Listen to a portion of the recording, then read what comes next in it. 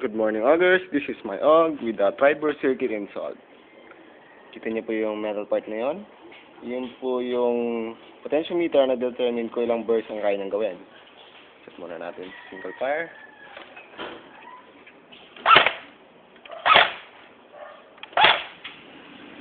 Okay, di ba? Okay. Tri-burst. Nag-determine din kung gano'ng kalakas yung battery kung ilang burst kasi naka-timing cycle ng 555.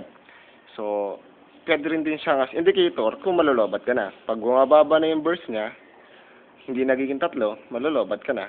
So, set as try. Single pole. Aray ko po! Ricochet. Diba? Pwede rin siyang set pa dito. Mas marami. Yeah.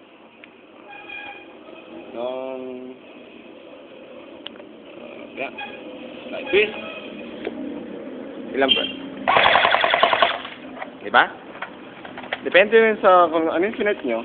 Pwedeng 1, 2, 3, 4, 5. Bala. Pwedeng paligo burst na ubos na yung magazine mo bago maubos. Try natin ulit. Diba? Yeah. Thank you for watching and sana nag-enjoy kayo. This is Jomarex of BOA.